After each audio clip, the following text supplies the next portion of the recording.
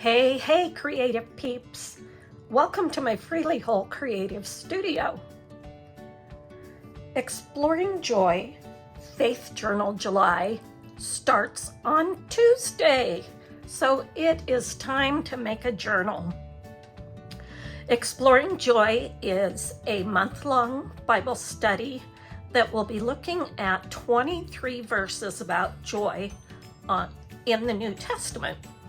And there will be 23 different guest creators that will be exploring one of those verses each weekday during the month. Then on Saturday, the creators of the event, Diane over at faithart Design and Debbie at Pouring My Art Out for the Lord, will be giving a recap of the week. So I am one of the 23 guest creators, and my day is July 7th. So I will be sharing with you on that date one of the scriptures from this Bible study. And what this challenge does is it mixes our faith with creating journals, both written and artistic, to document our study. I've gathered some of the items together that I'm going to use to make my journal, and that is what this video will be. I've got an old box made out of a light chipboard. I've got several printables that I did for the page. I've got a piece of wrapping paper that I'm going to cover the cover with. And then I've got a few little extra pages here that I'm going to use in between. So join me on the journey and let's create. Hi, I'm Liberty, your creativity and life restoration coach from freelywhole.com, where we're making beauty from ashes through creative soul care. Come on in and let's get started. I'm going to start with the cover. And for that, I've got my cover base made out of chipboard, just a random box I had left. I've got my piece of wrapping paper that's cut a little bit bigger, and my piece of liner that's cut a little bit smaller. Now I cut off the top and the bottom of the box as well as the right side of the box and evened up the edges. And so this box came out to be 10 inches wide and 7 1/4 inches long. So with a 1-inch spine, that's going to give me a front and a back that are about 4 1/2 inches wide. Next, I cut my piece of wrapping paper, and I cut that about 1 inch larger all the way around so that I'll have enough to fold over. So this is cut at 9 1/4 by 12. And then the last piece that I've got here, the wrapping paper isn't opaque enough, and so you can kind of see through it. So I flipped my box inside out so that the white part will be what is on the front, underneath the front there. But this gold was still kind of showing through that. So I found a piece of a little more opaque, just writing paper, lined writing paper. This is a little bit darker and less see-through. The lines will be vertical, but no problem. And I will use that to line the inside with. So I like to use collage medium in gluing down my covers, putting the paper or fabric, either one, on them. I've also used score tape, a really strong double-sided tape before, but once anything sticks to that, it is stuck for good. You cannot move it around at all. So I tend to just stick with my collage medium. And this is a matte medium. And I'm just going to cover the entire front or back, as the case may be, of the box with that medium. Now you do want to make sure that everywhere is covered, because anywhere that is not got adhesive on it, the paper won't stick to, and that could cause some tearing down the road. I'm going to move this out of the way and make sure my paper is right side up. And then place my chipboard on here. This great thing about using wrapping paper is it's got these nice little lines on it, so you can line things up pretty straight on here. And we want to burnish that down, make sure it's adhered well all over.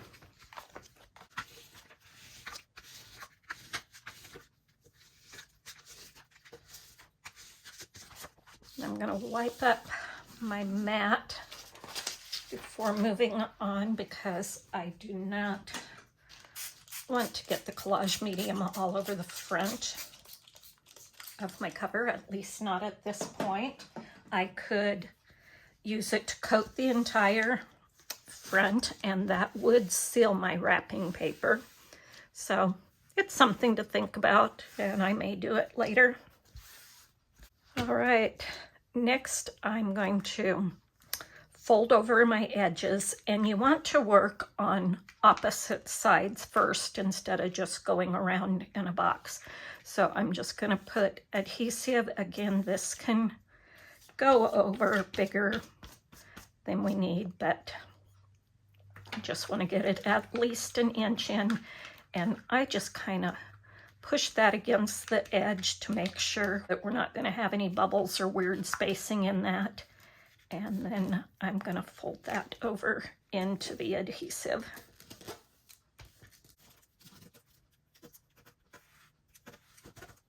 Up a step, I forgot to cut off my corners, and you just want to cut these at an angle. You want to go just outside.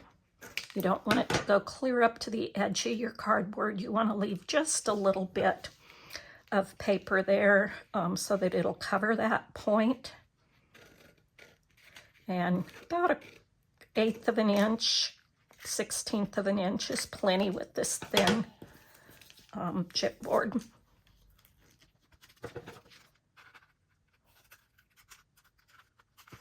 These don't have to be pretty or exact. You just want to get them cut so that you don't have a lot of bulk in your corners.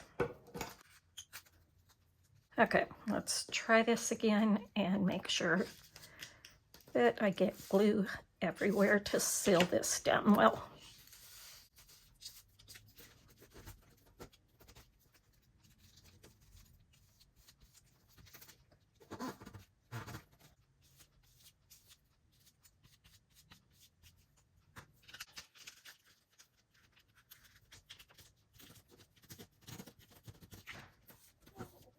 Again, we want to burnish those down really well so that we don't have any areas and bubbles that are left unglued.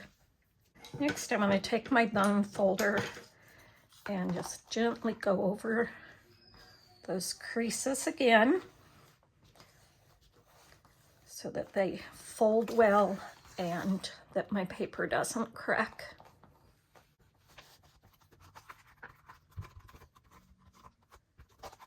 Got a few little bubbles there I need to work out.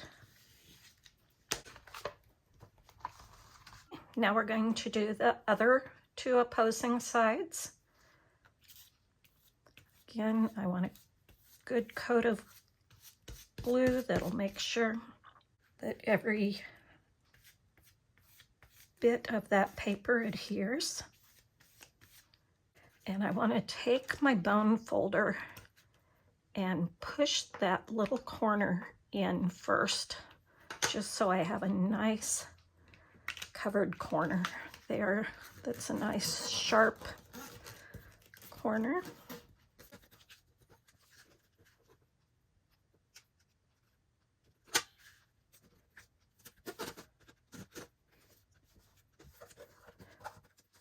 Again, push that corner in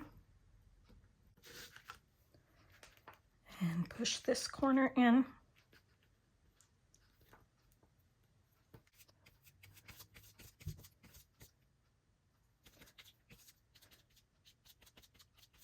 Get the collage medium all over the place and carefully fold over the edge.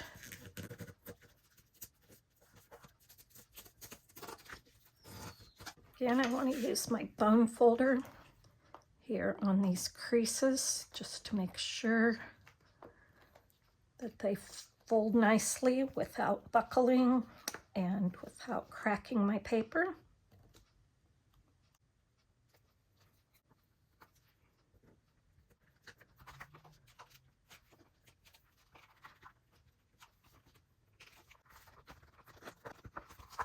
Okay, and then next we want to apply our liner paper on the inside, and that's going to go not quite to the edges. It's going to leave just a little bit of border all the way around.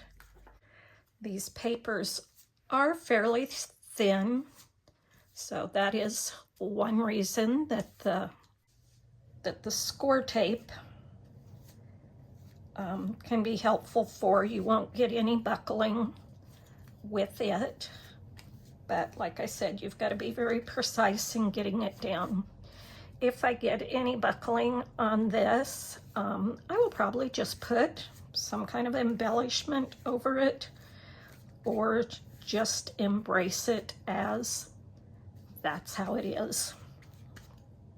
If I didn't say it, by this being matte medium, it's not going to matter that I go a little bit outside of where I need it. It's more important to make sure that I've got everywhere covered inside of where I need it. But if I go outside of where I need it, it'll be fine. It is going to dry matte and invisible. I'm going to try to line this up the best I can for an even edge all the way around. Once more, I'm going to take my bone folder and run it down the spine to get the paper in the spine well and adhered in the spine well, and also try to keep it from cracking.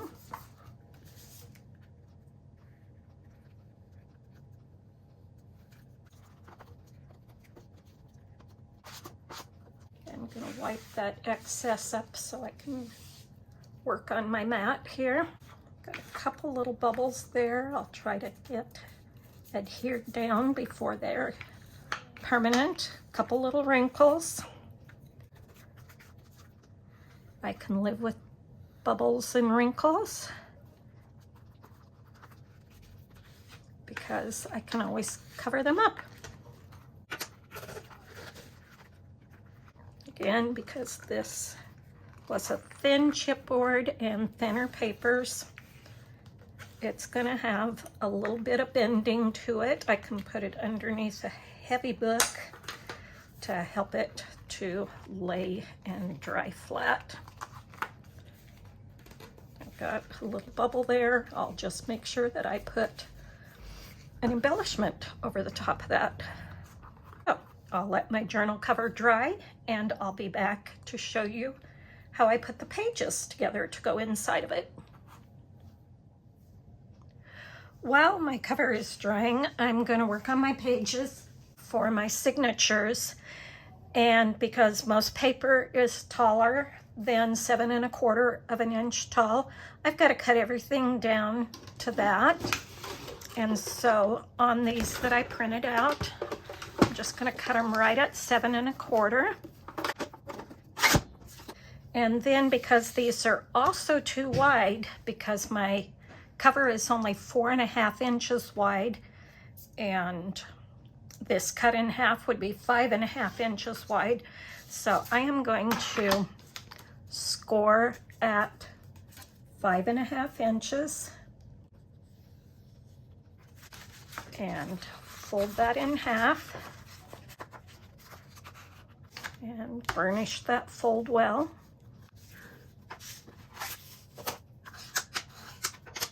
And then I'm going to cut the other way 4 1/4 inches from that fold. So it'll just cut off those raw edges that are too wide there. And I will do the other 3 and then I'll be back. But what these pages are is I found in my stash, my digital stash that is, some wildflower digital prints that I thought matched my wrapping paper pretty well. And so I laid those all out digitally on my paper so that they would be right on either side of that fold that will be in my signature, and sized them down to fit in so that they would fit within that size of paper that I'm going to do. So I put designs on the papers that way. And then for the back, I just put a grid. I didn't want to do a full design again on the back. I wanted something more empty so that I could embellish it more, but I didn't want a completely stark white page. So I did different colors of grids on the back of each of those. So I'll lay those aside and I will cut them off the same as I did that one while I show you the other ones. My next papers that are going to be in, I'm only going to have 2 signatures in this journal, and I only need 24 pages, 23 to be exact, if I want 1 page for each day of scriptures. So that would be 6 sheets of paper folded in half, and each sheet of paper gives you 4 sides, so that would make 24 pages. So I've got 4 sheets of my digitals here, and then to fill it in to make the 24, I took a couple sheets of just this blue copy paper. It's 8 1/2 inches wide, so that fits within my width, making half sheet 4 1/4 wide. And so then I just cut those off at 7 1/4, also scored at 4 1/4, and folded and burnished those down. So I'll have 1 of those sheets in each signature. The next sheets that I have are old dictionary pages. I tore them out. I will leave that torn edge, and this dictionary had thumb notches. I will leave that on there also. And so that put these pages in at about 6 1/2 inches wide, because I'll be turning them sideways. It was a little bit too long still, and so I had to cut a little bit just off the bottom. And because these are such thin paper, I don't need to worry about scoring them first. I can just fold and crease those. And again, I'll have 1 for each signature. And one of the pages has the word explorer on it, so that's why I picked that page. I will probably emphasize that, highlight it in some way. And the other page has the word see on it, so I'll do the same with that. So I've got a dictionary page for each signature. My next pages are some antique music, and the book was quite a bit bigger than I needed, but again, it was 9 inches wide with the torn edge, so I just took a little bit off of the one side and again cut them to be 7 1/4 inches tall. I did score these and burnish them because they are pretty thick paper. The other things that I have that I'm going to add to my signatures are just some old invitation envelopes, again, that I found in my stash that I thought would go with these colors well. So I've got 1 of those for each of my signatures. So let me cut the edges off of these last few papers, and then I will be back and put the signatures together. Now, to make our signatures, we just separate our cards out, our papers out, into a couple of piles with the kinds of papers that we want in each pile. So like I said, I'm going to have 2 of the digital wildflower sheets. I'm going to have 1 of the music paper, 1 of the blue papers, 1 of the dictionary papers, and 1 envelope in each signature. I want to start with one of my digital prints, and I think I'll go with my music page next,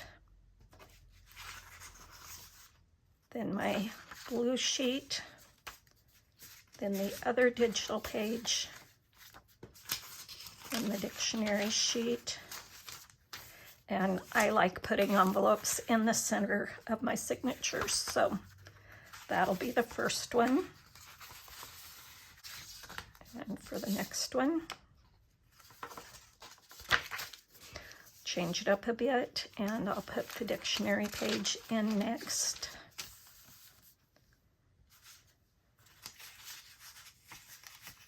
Then the blue sheet, then the digital print, then the music, and again, then the envelope.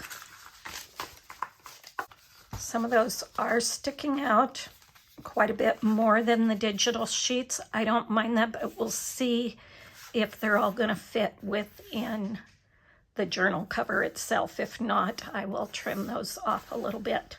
So there's my signatures ready to go, and as soon as my cover dries, I will be back to put it all together. While my cover is still drying, I am going to get everything ready to sew the signatures in. And the first thing I'm going to do is create a template for sewing them in. Now, I don't bother doing this if I'm just doing a 1 signature journal or if I'm just making a soft cover. But when I have multiple signatures and a hardcover, I do this. So what I've done here is I have cut a piece of grid paper the size of the spine. It's 7 1/4 by 1 inch. And so first thing I'm going to do, I'm going to fold it in half to find the center. So I'm folding it in half crosswise. And then I'm going to fold in 1 inch, 1 1/4 from the top. You can do this anywhere you want. You don't want it right up at the top, and you don't want it too far in where your pages will be real loose at the top. So I'm going to fold it about 1 inch in, actually right at 1 inch in, right along one of the lines that's there.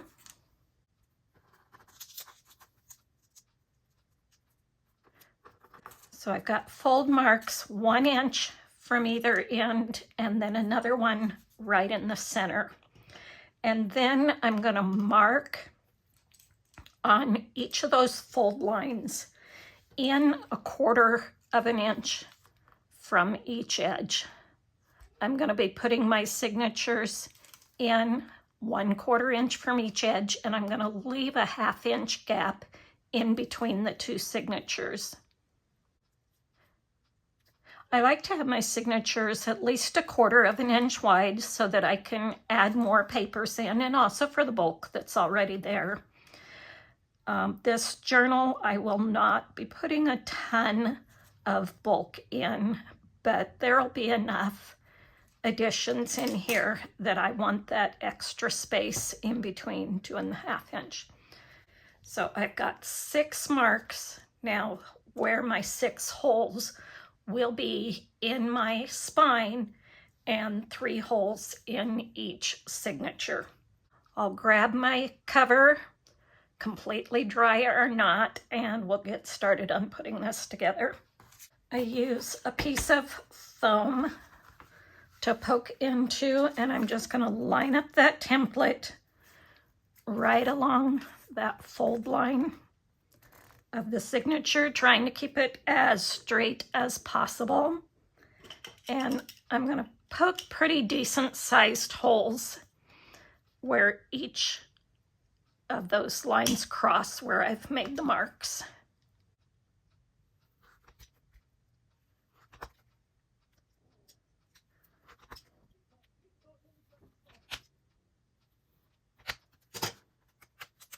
So now we've got our 6 holes poked into our spine.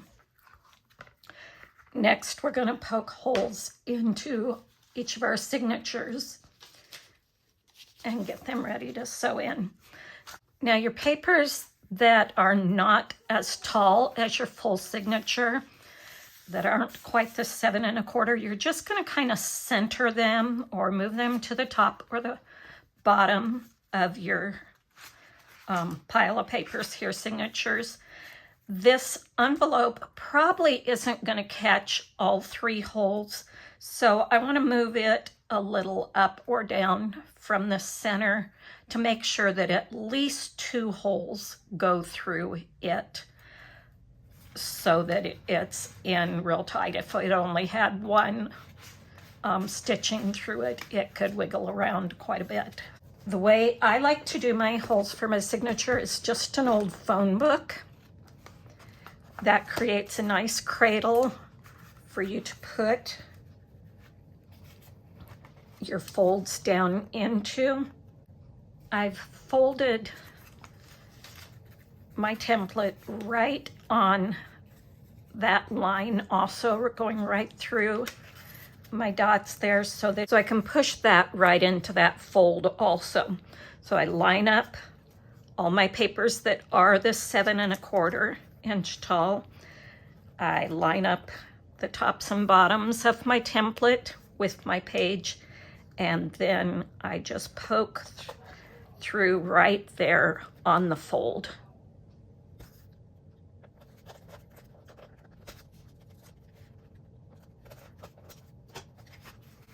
And there, I've got my 3 holes right on the fold of my signature. And I'm going to do exactly the same thing with the other signature. For this one, I'm going to move the envelope up just a little bit instead of down. Again, place that template right into that fold, place all of those folds right into the crease of the phone book and poke through. And my second signature is ready to go. Next, I'm going to get my thread ready to go. And I've already threaded my needle because you don't need to watch that. But I'm using a heavy thread, like an upholsterer's thread, and a large needle with a large eye so that it's easier to thread. And I'm going to measure out about 3 lengths of thread for each signature. I'm not going to need quite that much. That'll give me some tails. So you could maybe use a little bit less, but I like to make sure that I've got plenty. I'm going to go through the center hole of each of the papers in this signature. And then I'm going to go through the center hole of my front line of holes in my signature and pull that through. And I'm going to leave kind of a long tail and hold it into place. You can use a clip if you need to for this, but you just want to make sure you don't pull it all the way through. Then I'm going to go to the bottom hole of my spine. In that same line, I'm going to go to the bottom hole of my signature. And I realize you're getting pretty close to the camera from this shot, but I got to see what I'm doing. And I'm going to make sure that every paper that its hole goes through. You might have to wiggle them a bit. You might have to do each one of them to make sure they're all laying on top of there. Sometimes Your needle will just go straight through all of them together. Sometimes you got to work it a little bit like that. And then we want to pull this nice and tight, but we want to pull straight up. We don't want to pull to the sides or we could rip our papers. So pull that nice and tight, and then we're going to go up to the top hole. Same thing. We're going to go through all the layers of our signature. And again, if your needle doesn't go straight through all of them, just work them around. Then we're going to go through the top hole of that same line in our spine and pull that through. Again, making sure everything's lined up and nice and tight. And then we're going to come back down in the center hole. Now, we want to make sure that we don't split that thread that's already in that hole. So pull that thread one direction and then put your needle through on the side of it. Again, you maybe can go straight through to your signature. You may have to put your papers on the needle itself. Make sure that every paper is pushed through. And they're being extra fiddly today, just so I can show you. Like I said, sometimes it'll just go straight through the entire signature. Okay. Now, when we come back up, we want to make sure that one loose end is on one side of the center string and the other loose end is on the other side of the center string.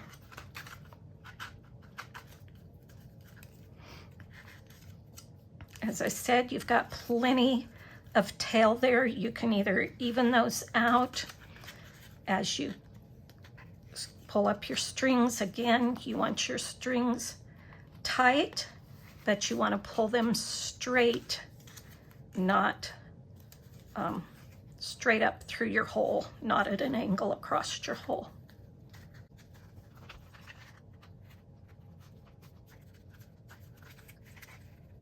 Once you've got it tight on both the front and the back, you're going to tie it into a square knot.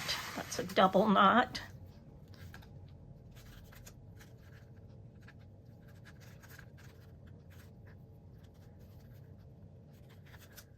Do right over left or left over right. Opposite directions for each one. Pull it good and tight, and then you can leave those tails as is if you want, because you may want to put dangles or something on them later, or you can cut them off short. If you cut them short, you might want to put a dot of glue onto your little knot there just to make sure it doesn't come loose. I'm going to repeat with the other signature.